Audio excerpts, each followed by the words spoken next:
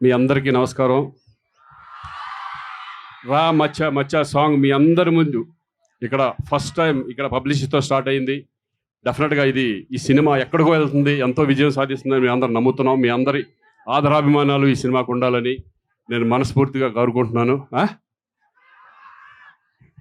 Thank you.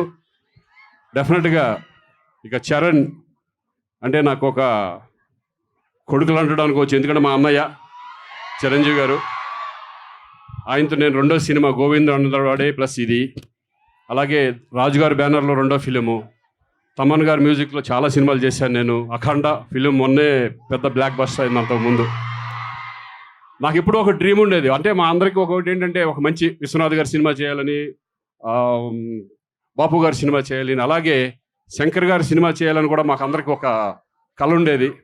ఈ సినిమాతో ఒక మంచి క్యారెక్టర్ నాకు ఇచ్చి, అంటే మీరు ఎవరు ఎక్స్పెక్ట్ చేయరు ఈ సినిమాలో శ్రీకాంత్ ఇటువంటి క్యారెక్టర్ చేస్తాడని. నేను కూడా ఒక ఛాలెంజ్గా తీసుకుని ఈ క్యారెక్టర్ నాకు రావడం నాకు చాలా సంతోషంగా ఉంది. థ్యాంక్ యూ అండి, అందరికీ థ్యాంక్ యూ వెరీ మచ్. అలాగే నా కోలీగ్స్ ఇదంతా ఎక్స్ట్రాడినరీ ఆర్టిస్ట్, డైరెక్టరే కాదు ఎక్స్ట్రాడినరీ ఆర్టిస్ట్. ఈరోజు మనందరం చూస్తున్నాం. ఈరోజు మన తెలుగు ఇండస్ట్రీలో ఒక తిరుగులేని నటుడిగా ఈరోజు సూర్య గారు ఇక్కడికి రావడం, ఈ సినిమాలో కూడా మరీ ఒక విజృంభణ ఈ సినిమాలో, దీంట్లో కూడా నేను పాల్పంచుకున్నాను. చాలా thanks శంకర్జీ, thank you very much. నాకు మంచి క్యారెక్టర్ ఇచ్చారు.